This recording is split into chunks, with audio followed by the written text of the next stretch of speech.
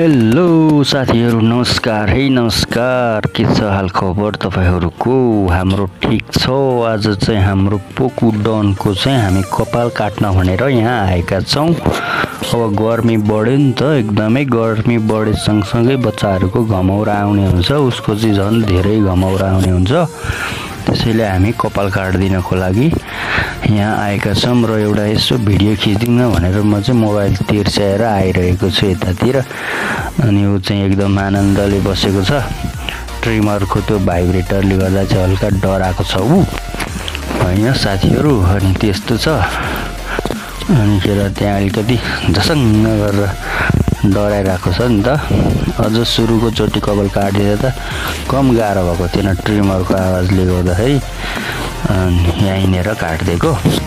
अझ फर्स्टमा मामाहरूले काटिदिँदा त झन् रोएर एकदमै तनावग्रस्त बनाएको थियो। अहिले चाहिँ एकदमै आनन्दले बसेको छ। त्यही भएर मैले भिडियो खिच्न पाएको छु। सुरुकोमा त म आफैले थेगेर बस्नु परेकोले भिडियो खिच्न पाइएन। अनि अहिले चाहिँ मैले एकदम आनन्दले हाम्रो काट्दिने भाइ पनि एकदम मस्की काट्दिरहेको छ हैन उसले पनि। अनि के छ तपाईहरुको खबर साथीहरु? हाम्रो चाहिँ यस्तै छ है दिनचर्या। कपाल काट्दिने, नुहाइदिने, अनि कपाल काट्दै यहाँनिर फेरि एकदमै पानी पर्ने अवस्था देखिरहेको छ। एकदम अँध्यारो भएर बादल लागिरहेको छ।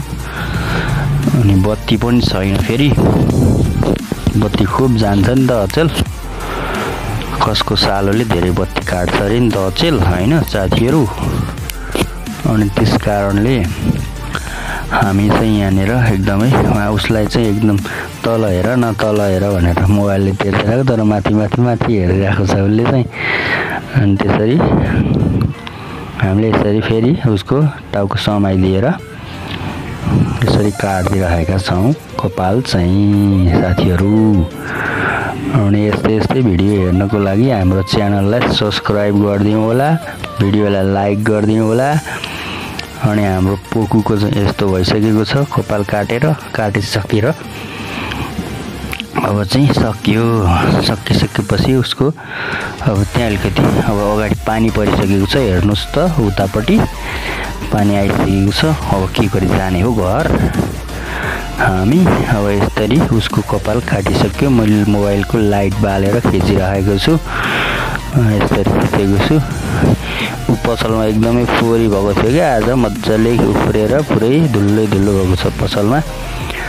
अनि त्यसरी उसको कपाल काटिसकेको छ। अब उताबाट आइहाल्छ उ। आइसक्यो। मान्छे कस्तो राम्रो देखिसक्यो है।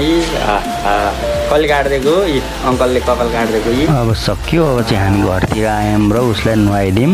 हल्का नुहाइदिउँ, पानी परे पनि चिसो भए पनि नुहाइसकेर फेरि हामीले तेल लगाइदिइसकेका छौँ। Okay guys, by by.